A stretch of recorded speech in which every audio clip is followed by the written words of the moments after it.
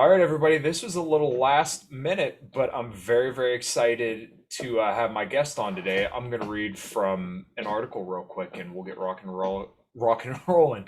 Allegheny County worker explains why he's prepared to lose his job over vaccine requirement.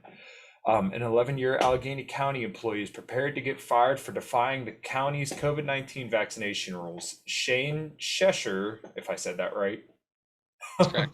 Cool. Mm. From Nature on Heights tried to get an exemption from the COVID-19 vaccine through his request, or though his request was denied. He said he loves his job and worked through the pandemic, but said this is a fight about choice. Shane, we were talking off the camera, man. This is the fight of our lives. This is the greatest threat to our liberty that we've ever seen as Americans. And you cannot consider yourself a person concerned about liberty or freedom if you're not on the side of, medical choice. And I think you agree. But before we kind of, go down that rabbit hole, how you doing? And give a brief introduction of who you are. Hey, man. Uh, Thanks for having me on here. I'm Shane Chesher. I'm really just an average Joe like all of us. But I'm a laborer. I was a laborer at Allegheny County Parks for 11 years. I was actually working at Harrison Hills Park before I was terminated. I love my job there. I didn't want to lose it, but this is way bigger than a job. So I have a wife and two daughters. Just trying to raise a family, but trying to raise my daughters in a world that I grew up in, and not the world that I see right now. So other than that, I mean, pretty simple. I'm just a 34-year-old guy, just seeing what's happening in the world, and I want to change it. Right. And that's a very, very beautiful thing. And I've talked about it a lot on this podcast, but it's an absolute shame that the mainstream, the corporate press and the mainstream media is essentially trying to teach your children that they're walking disease vectors, to treat all people as a threat and that they themselves are a threat. I can't imagine anything worse or more disgusting than that. It sickens me to my core. And my fiance and I plan to have children in the coming years, but I don't want to say I'm necessarily hesitant, but I don't want them to live in an America that's like this, where they have to feel that they're a potential threat to other people just by existing because of a germ that's lurking around. And, even leaving the science out of it, that's just no psychological way for children to live. It's horrible. And I just, it's absolutely appalling to me to think that people are okay with telling their children that, hey, you need to mask up when you're outside by yourself. You're a threat to no one, but here, comply with this rule because it's going to make everybody feel better. Um, yeah, how's it been for your kids? Well, I think they're proud of me, to be honest with you.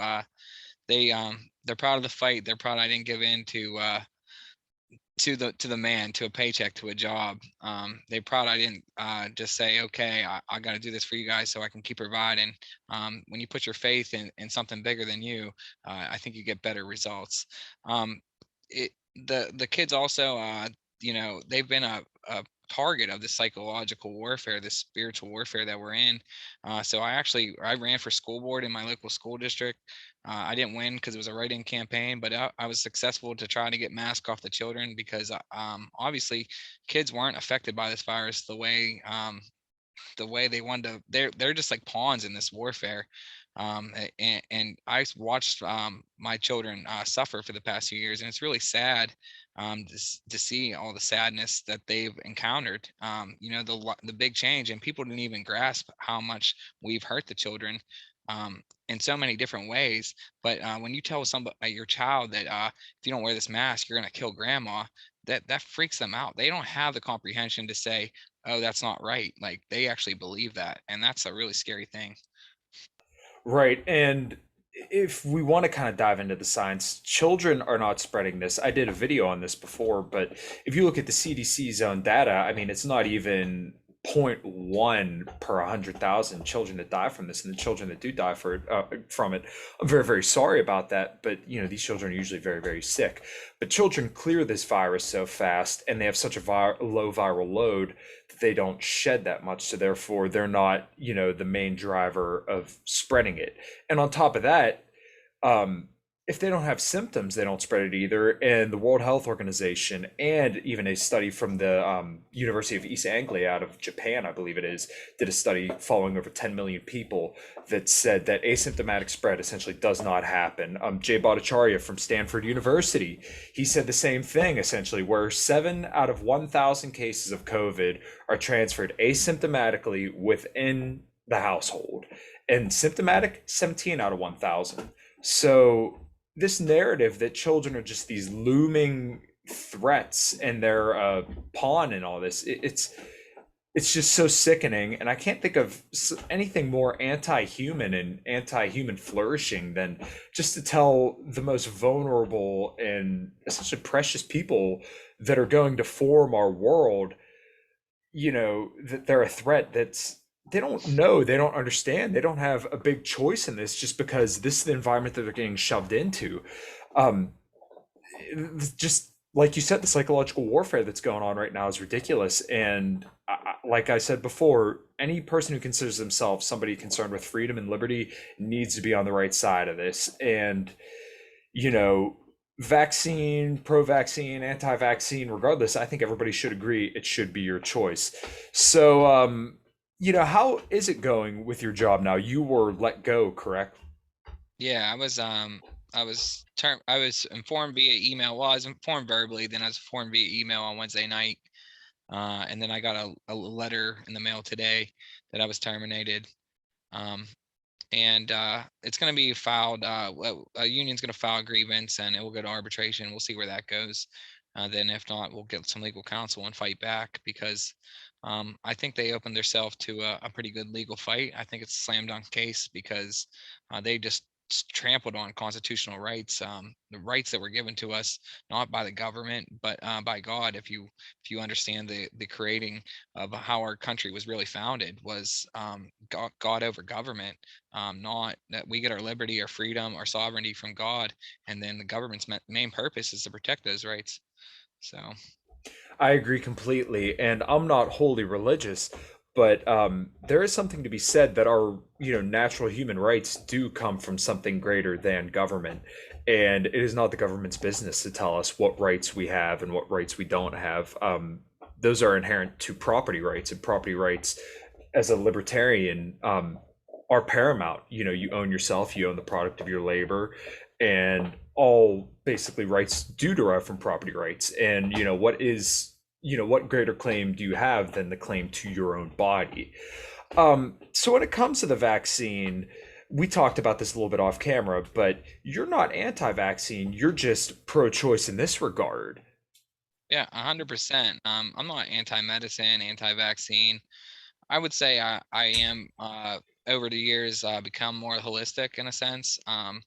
Just because every action has a reaction, Mhm. and obviously witnessing that with this vaccine, and many more medications. But the thing that didn't sit right with me about the vaccine is how they touted it, how they attacked us so many different ways, psychologically, how they're dishonest about it, and how they hide uh, treatments that actually. So, uh, that's there. There was just too, and the people that are pushing it are not very good people, to be honest with you. Hmm. Right. Well, I had Spike Cohen on my podcast, as I kind of told you when we were, shooting the shit off camera. Um, and he told me, and I believe this, but the reason why you see such high vaccination rates, let's say over in Israel, or I think Sweden, he said as well, is because they were honest about this vaccine. They said, hey, look, this may not stop you from spreading it. This may not stop you from getting it, but it's here, it's free, might be effective, it might not be. It's yours if you want it, take it or don't. In America, the land of the free, right? It's a shame that we're being lied to. There's this narrative that this vaccine's the be all end all, but then every time a new variant comes out, they pretty much tell you, hey, this isn't going to protect you. So guess what? You need another vaccine. Pfizer's stock goes up a little bit. Pfizer gains, a whole another fat check. And then, there's also this weird thing where a lot of congressmen and senators own stock in Pfizer. And I'm not necessarily conspiracy minded, but when the whole government, the corporate press, are all bought in on the narrative that everybody should get this vaccine, regardless of age, sex, gender, overall health, and they all own stock in it. There's something to be said there. And any person with half of a brain could kind of piece together and think that something's going on here beyond just a public health pandemic, which is essentially an endemic now, because, as you know just as well as I do, this virus ain't going anywhere. Well, yeah, two things there, and you made up some really great points. The first thing is, if it was working the way it was supposed to be, and this is how you can simply explain to you wouldn't have to mandate it. If Mhm. this was the bubonic plague, people would be running to get this vaccine. There is a 99.98 survival rate, and most people aren't going to die from this virus. The other telltale sign is what you mentioned, the unaffected, the children. Being targeted now to be vaccinated. No matter what anybody says about the vaccine, it is experimental, and we do not know the long-term effects. We especially don't know about it when it comes to fertility or sterility. A child that could be vaccinated, it actually provides them. They changed the definition of a vaccine in the middle of a pandemic, that it just gives you a better immune response, and that should be like a red flag there too. But so we're targeting kids that are all the vaccine does now at this point is makes you stronger against the virus. Well, kids are already strong against the virus. They're not going to be affected. So what does the vaccine do for them? Pretty much nothing at all, other than potentially harm them. So that's the telltale sign for me when they started focusing on the children. It doesn't stop transmission. It doesn't stop infection. So why are we targeting children when we don't have to? So.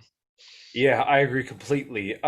There was a podcast I listened to with a doctor named Peter Attia, and he's a longevity doctor, and he's pretty in favor of the vaccine, but he put it in a really, really good way. Basically, what he said was that the vaccine reduced your risk by 20 times, right?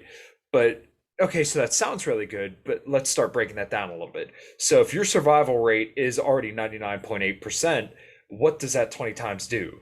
Well, it doesn't really reduce your risk by much at all. But the other end of that equation is, what are the adverse effects on you? So if you're a young child and your survival rate is 99.9%, okay, should you really be worried about it? Probably not. If But now we don't know the long-term side effects or even just general effects at all on children with this vaccine, because we just started giving it to children.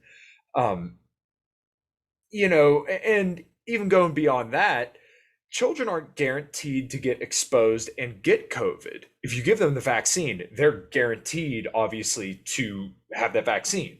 And I'm not saying, for sure that it's going to hurt them or anything like that, but we just don't know.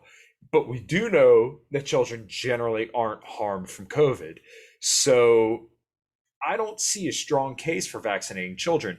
When you talk about the elderly, people with comorbidities, if they want to get it, by all means, go ahead, get it, because that 20 times reduction of risk, that might be the difference between life or death for you. For children, I don't think it's the difference between life or death. Even most adults, it's still probably not, that great of a reduction. But at the end of the day, it should still be your choice. And what they're kind of setting up now is this caste system, where essentially you have a two-tiered society. Certain people have privileges and liberties based on the fact that they took a drug from a pharmaceutical company. You see this in New York.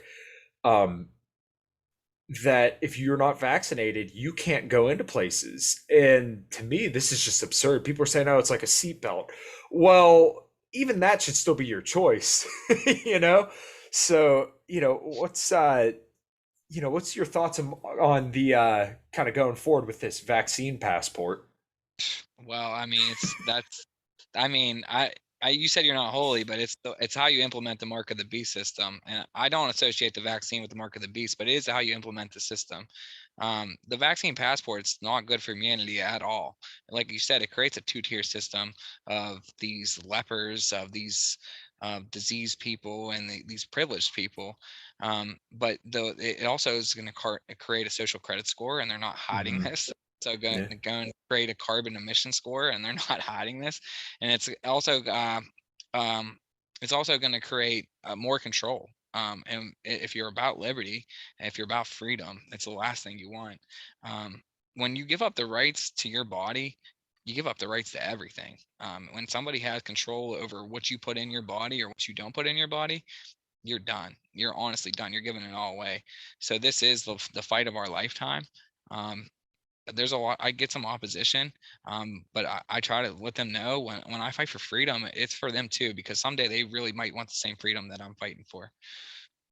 Absolutely. And how's that old saying go? I didn't stick up for the communists because I didn't like the communists. I didn't stick up for, let's say the Nazis because I didn't like the Nazis. But when my time came, there's nobody left to stick up for me. And that is another beautiful thing that I heard you say, not only here, but also in your little segment on the news on KDKA, is that you're fighting for other people's choices as well. And I think that's the way that we all need to look at it because like that saying goes, what's going to happen when it's time for you and you didn't stick up for anybody else? We're screwed at that point. So when you get opposition, what is the kind of resistance that you get? And it seems like more people don't favor vaccine passports than do favor them. But what's kind of been your experience? Do people seem like they favor it to you, or do people seem like they're against it? And when people give you opposition to your stance, what is it like? It's bewildering. It's bewildering a little bit. Majority, if you ask somebody, would you agree with mandates? They say no. And when sometimes people get that question mixed up, like, do I like they're vaccinated? Like, okay, I'm not saying like that's fine. I mean, my grandma's vaccinated, my mom's vaccinated, completely cool with me. Like, you do what you want. I'm not going to press my beliefs onto you on that. I'm just going to press freedom that you have the freedom of choice, and nobody put that on to you. Yeah, it's pretty crazy to get the opposition, some of the stuff they say, but it honestly helps paint the picture that I'm on the right side, because the opposition will wish death on me, will say celebrate me losing my job. They'll say you're not doing what's best for society. Meanwhile, I think I am trying to do what's best for society, and then they even say like, oh, don't go to the hospital, don't take up a bed, blah blah blah blah. And I'm like, well, I just don't understand your thinking, and that's a hateful, to me, an evil way of thinking, and that shows to me I'm on the right side. I'm on the good side.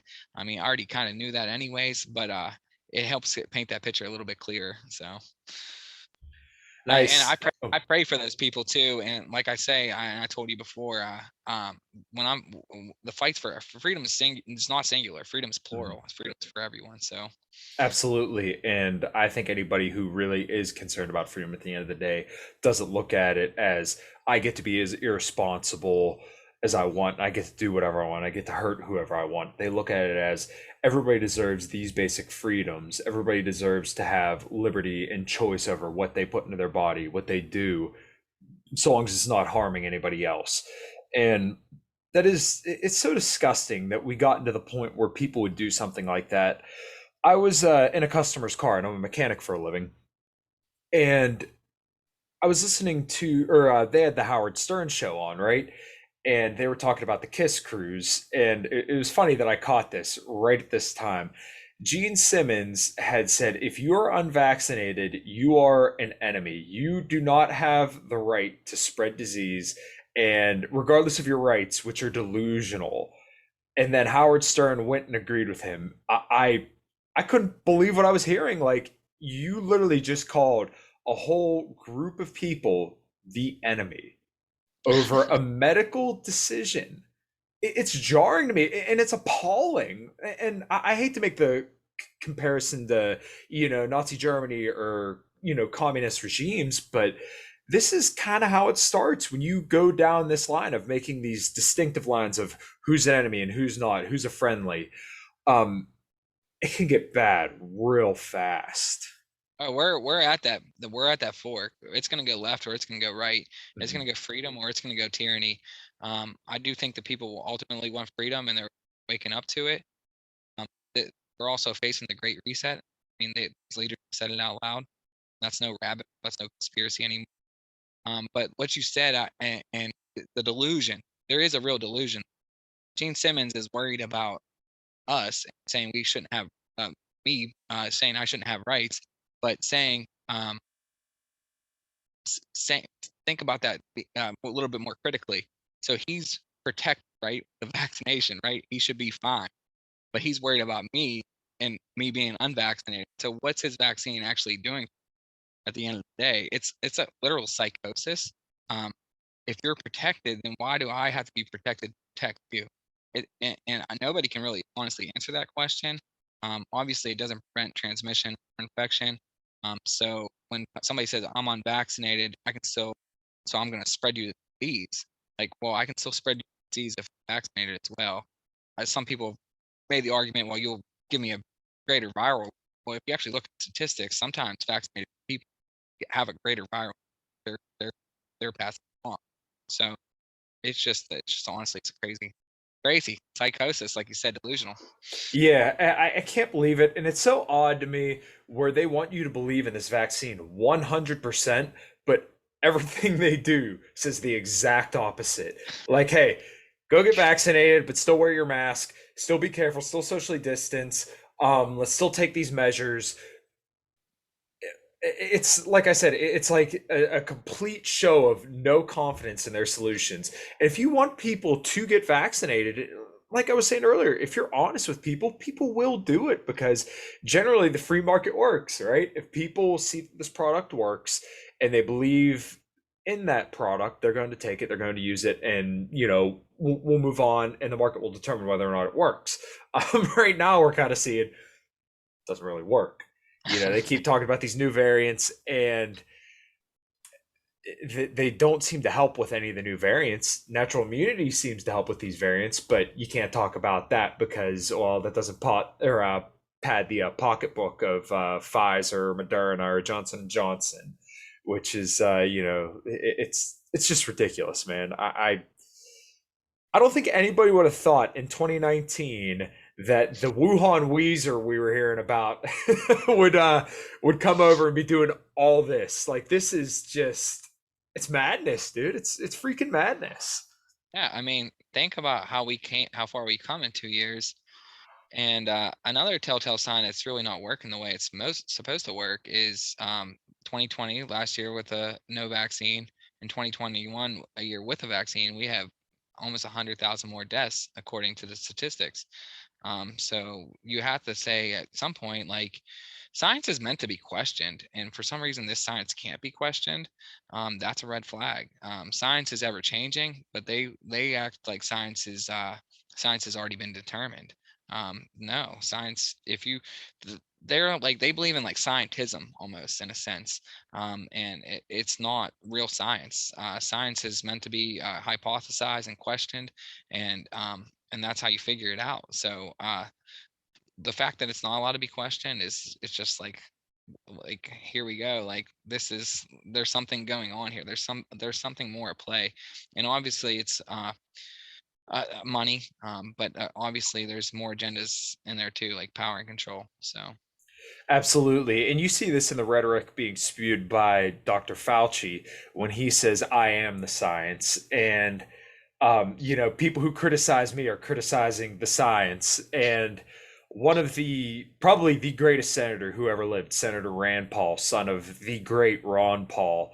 It's funny when things happen and he spars with him. Everybody kind of jokes, and says, "Oh, Rand Paul's just being Rand Paul." But then, like, a week or two pass, and then the whole news goes quiet about it, and then, surely enough, everything starts coming up, and oh, well, look, Rand Paul was right. And we see this with the whole gain of function conversation, where initially it was, I didn't fund gain of function research at the Wuhan lab, and then all of a sudden it became, I didn't fund gain of function research at the Wuhan lab of that kind.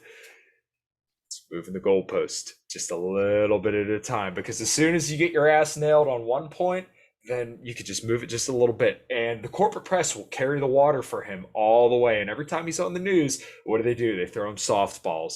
Do you think this is fair? they're criticizing you. They're launching all these investigations. Are you just a scapegoat? They never throw in the hard questions like, well, what about this gain of function research? No one's saying that you made COVID-19, but there's definitely an oddity here when you funded gain of function research at the Wuhan coronavirus lab, and then all of a sudden we get a pandemic.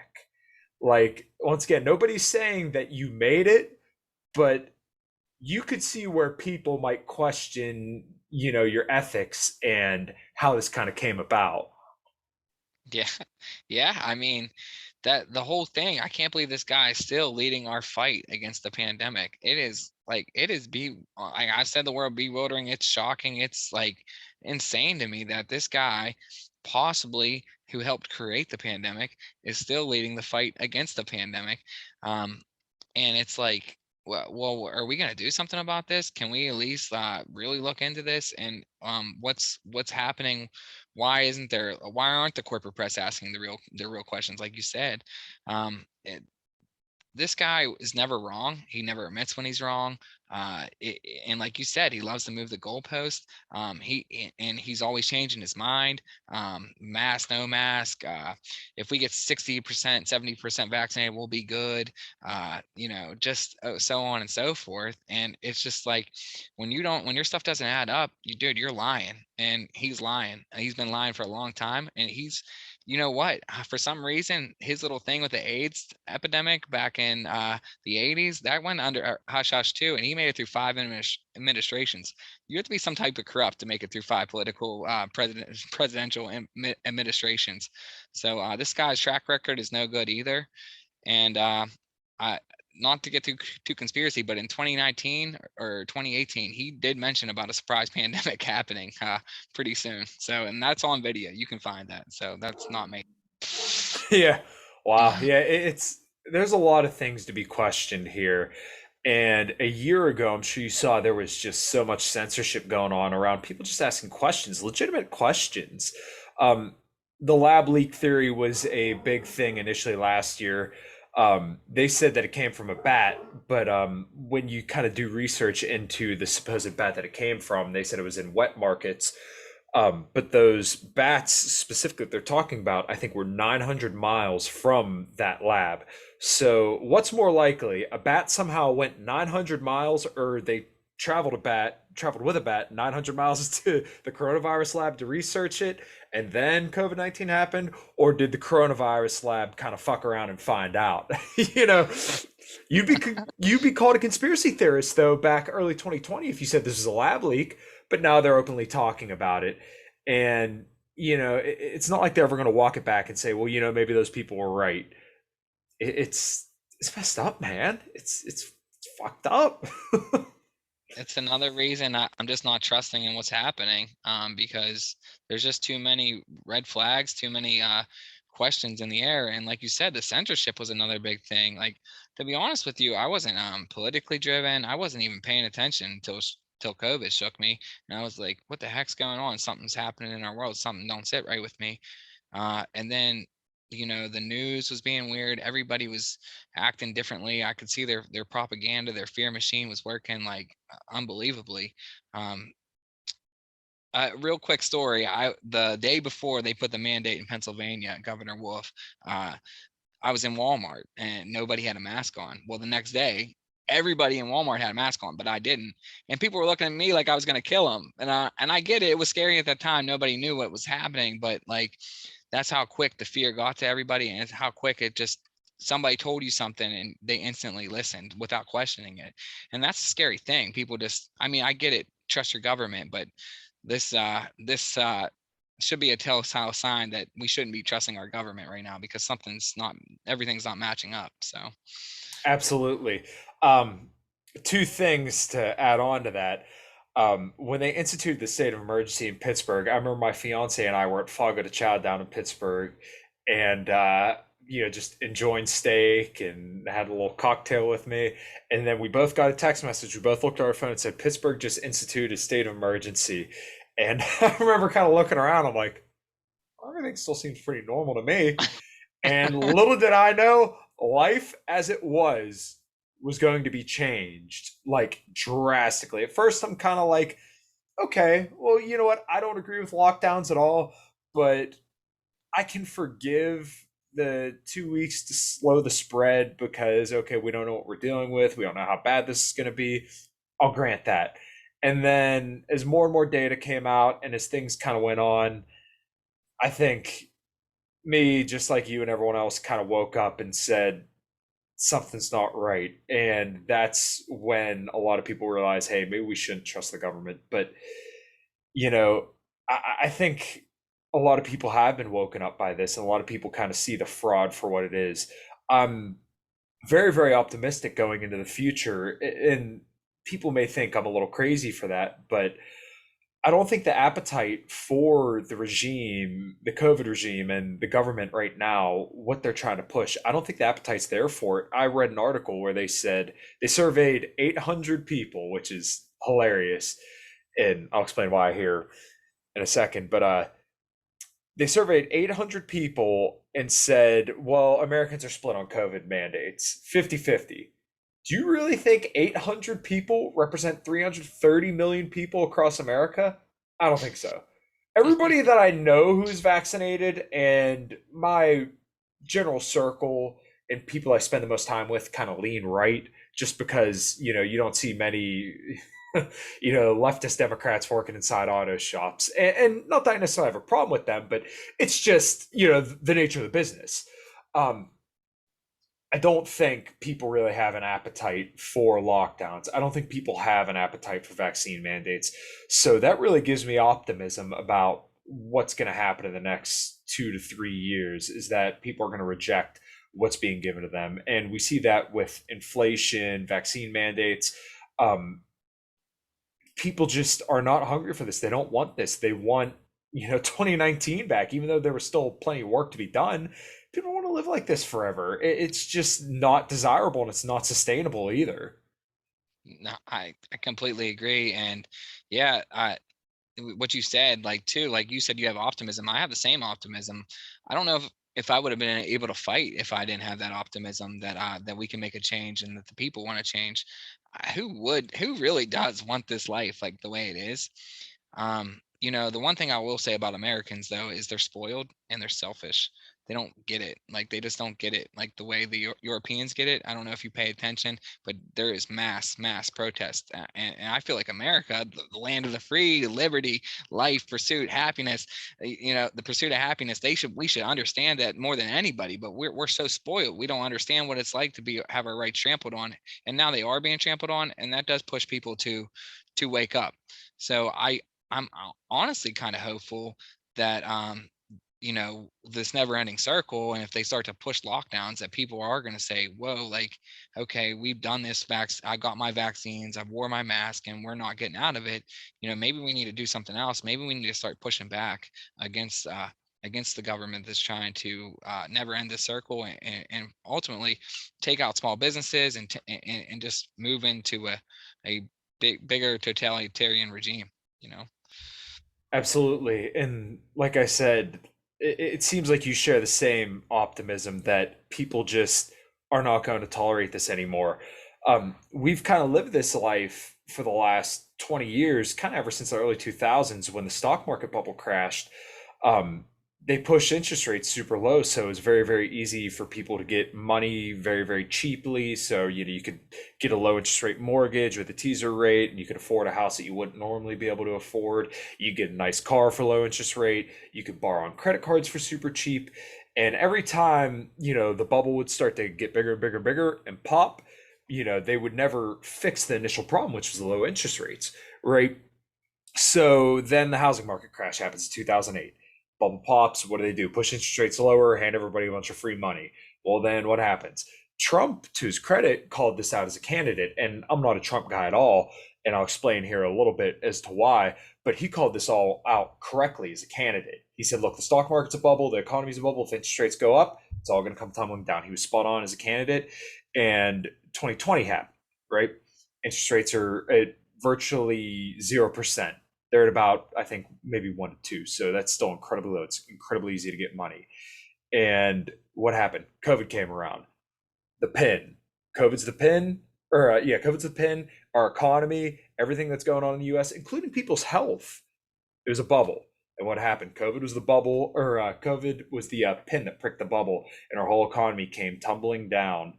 And I don't think that they can do another, lower interest rates again and hand everybody free money, because you know, we're seeing all the inflation coming from Trump's presidency now. All the free money that was handed out to people.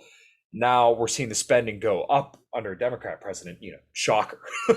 But we're seeing all the spending happening. So the inflation that we're seeing now is what we're paying for the stimulus we got last year, and I can't imagine what we're in for in the next 3 to 4 years. It's not looking good, but people recognize this, and people don't want more of the same. That's why people don't like Kamala Harris. People don't like Joe Biden. 28% for Kamala Harris approval rating. That's because she's a lizard person and nobody likes her. She's a transparently horrible human being. She's pretty much Hillary Clinton if she was black. It sounds fucked up to say, but that's why nobody likes her. She has no charisma, and Joe Biden's a walking freaking corpse that has no solutions for anything. So people don't want this. People want life as it once was, but they want a real economy. They want to be able to save. They want to be able to send their kids to college without sending them into mountains of debt. The America that was back in the even 40s, 50s, up to the 80s, when we had trade surpluses, when we sent stuff to the world instead of sending the world paper and then we get goods. People want the America that our grandparents grew up in. That's kind of the way that I see it, and I think that a lot of people are waking up that we're not the great America that we once were, and people want to get back to that. Absolutely. We the you free money is not a real thing. You can't just print money and think there's not going to be like I said earlier, every action has a reaction. Yeah. Uh, and we're starting to see the just the beginning of it. It's going to get worse if we continue to do this. And these infrastructure bills that they're doing, these I don't know how you feel about these Green New Deals. To me, it's a fallacy. It's They absolutely a fallacy. I'm sorry to interrupt you, but if you ever want to learn more about this, Alex Epstein is a great author who wrote a lot about fossil fuels, and he wrote a book called The Moral Case for Fossil Fuels. Basically, I'll kind of wrap this up real quick, but the temperature has risen about 1 degree Fahrenheit over the last 150 years, and how have we managed climate and climate deaths? We use fossil fuels to protect ourselves from that, right? We heat our homes and do that to protect ourselves from the climate. And climate related deaths over the last 100 years have gone down like 99%. So if that's any indicator of how the climate change deal is going, it's there's clearly ulterior motives. It's not because they think you're killing goldfish babies in trees. There's something else going on. So I'm sorry to interrupt you, but Oh that's yeah, just I to mean, your point. yeah, I mean, it was like what 30, 40 years ago they said the world was going to freeze and not heat up to death. Yeah. One problem with the how they gauge that temperature is they usually take that temperature in an urban atmosphere, like where there's asphalt and stuff like that, and you're when you put your step on asphalt in the middle of the summer and then step on the grass in the middle of the summer, it's two different things, right? Mhm. So when you're taking that temperature in the middle of a city, that temperature is going to be a little bit higher than if you would take that temperature in the middle of a forest. Mhm. And that's part of the problem they do. Actually, a very smart man that told me that I didn't know about that. His name's Dr. Doug Frank, and he's a physicist. Obviously, he's I don't know if you've heard anything else about him, but No. he's worked on COVID and data and stuff, and then he worked on election data and stuff like that. Oh, He's a very very smart man. interesting. But yeah, I mean, honestly, the money we're spending, all the things we're doing right now, I think is for the demise of America. I think it is to set up I mean, I don't want to sound too crazy, but I think it's to set up a one global system, to be Mhm. honest. And they've talked about it. Leaders have talked about it. The Pope has talked about it. So Justin Trudeau has talked about it. Australia's prime minister has talked about it. Mhm. So and what you see in other countries and what they're doing, that's part of a globalist regime. Australia is scary to death, and that could happen Mhm. here. Their government's set up Absolutely. very similar to ours. It just doesn't have the checks and balances and the constitution that we have. So Right, absolutely. And it's terrifying to see that literally Canada and Australia are essentially fascistic regimes where you literally cannot leave your house if you're unvaccinated. It's literally a caste system. These people do not have basic human liberties because they refuse to take a an experimental jab from pharmaceutical companies. It's unbelievable, and I think if you would have told anybody back in 2019 that people would be locked in their homes in Australia, um, people would have laughed you out of the freaking room. But then now it's like, I don't want to say you take it for granted, but it's like you're not entirely shocked, but this is horrible. And like you said, it could happen here, but kind of to move it to an optimistic note, I don't think people have the patience for it. I don't think people want that. I don't think people are going to sit down and take that degree of this. I think people are willing to fall for it once, but fool me once, shame on you. Fool me twice, and I don't think people are willing to be fooled twice at all. No, I completely concur. Yeah, and I mean, like I said, I had to be shaken to understand what the heck was happening, and I think people are being shaken every day. I mean, there's people that thought if they do everything that they said, we'd be okay, and here they are. They're like, "Holy crap, it didn't work!" And Mhm. here continues the circle. Yeah, if you would have told me 2 years ago that there was going to be some story about Australia where three people escaped a COVID camp, a quarantine camp, like freaking Nazi stuff, like what are we talking about? And then they had a manhunt for these people, like they were like some some terrible people. I'm like, this is straight out of the book of 1984. I can't believe I was allowed to read that book in school. Actually, now you're not allowed. Now you're not allowed to read that book in school, but yeah, you read the book 1984, there's a lot of parallels. I mean, honestly. Yeah, yeah, it's incredibly disturbing. And I've read and researched a lot about totalitarian regimes, and the way that it works is that they push you just a little bit beyond what you're comfortable at, and then you say stop, you object, right? But then they back up, but you already took a step back, and then they do it again, you take one more step back, and it's never all at once. And you see this happening with the COVID regime right now, where back 6 months ago they floated out the idea of vaccine passports, and everybody raised hell about it, right? But then they realized they don't have an appetite for that. Well, then they push it back. Now what do? Well, we're going to, put this on businesses. We're going to say if you have over 100 employees, you have to mandate the vaccine, right? Well, that's a little bit more of a subtle way to, implement this vaccine mandate by making employers do it. And let me go on record, if I haven't already, which I probably have on Twitter and on my podcast here. I am through and through a libertarian. I believe in the non aggression principle. But look, if you think it's okay for businesses to take, the rule from the government and say that, they have to enforce this vaccine mandate, that a private business isn't, an enemy because they're just listening to the government, then I don't think you're a principled libertarian or that you believe in what we call the non aggression principle. We should be opposed to this no matter what. I don't care if it's a private business asking that. You're looking at it in a vacuum. If you just say, oh, well, it's a private business mandating the vaccine, they can do what they want. The government is telling them they have to do this.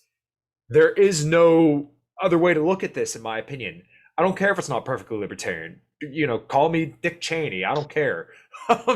this the only way to look at this is the government is overstepping its boundary. The government has no right to tell a business or a person what they can or cannot do with their own property.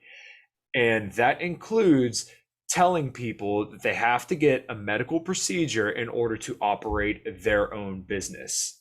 That is a violation of the non aggression principle because you are now putting a gun to somebody's head, right? If these people refuse to comply with this rule, then they will be toted off to jail if they don't want to pay a fine.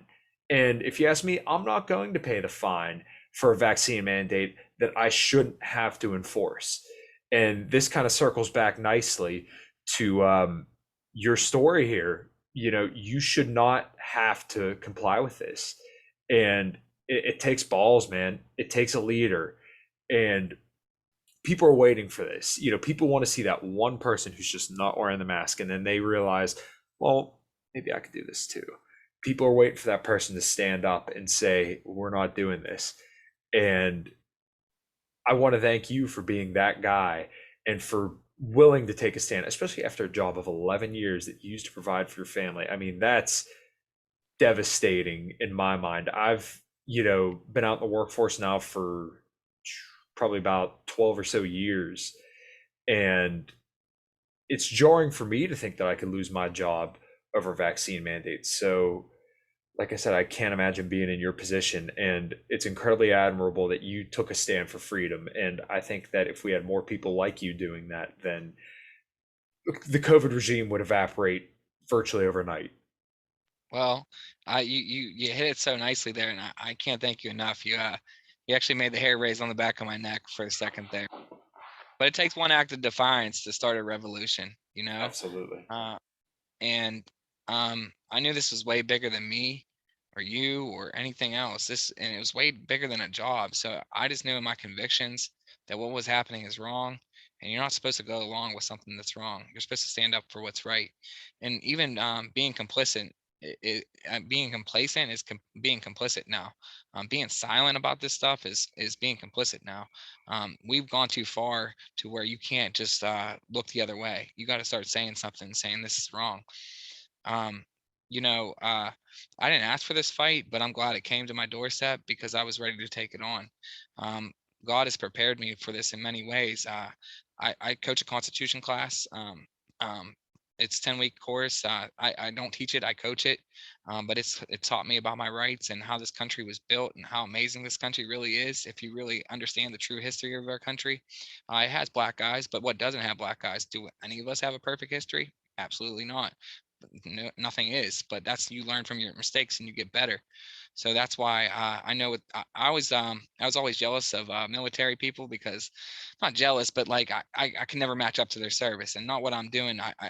They put their lives on the line, but if I have to put my livelihood on the line for the sake of our freedom, for the sake of our liberty, I'll definitely do it. And that's why I was willing to lay it down, because I knew if we lose this fight, we're gonna lose. We lose this war, we're gonna lose it forever. We don't ever get these freedoms back if we give it to them. So yeah, it's been pretty crazy. It's definitely crazy to lose your job 3 weeks before Christmas when you have little girls and stuff like that. But we're gonna be okay. I decided to put my faith in something bigger. I put my faith in God and not in man and not in a paycheck. So here we are, and now I'm talking to you, and I think it's just a wonderful thing. To me, I just feel like it's God moving every day. So I couldn't think of a better note to end it on, man. And one more time, I want to thank you for fighting for our freedom. I'm going to put this everywhere I can, and I'm going to try and get it in the hands of as many, big mouth, loud libertarians and Republicans that I can to support you in your fight and others in their fight against the tyranny that's coming to us. Um, I'm glad that you're as optimistic as I am, because I think when people hear this, they're going to feel the same way, and they're going to feel like it's now their duty to stand up as well.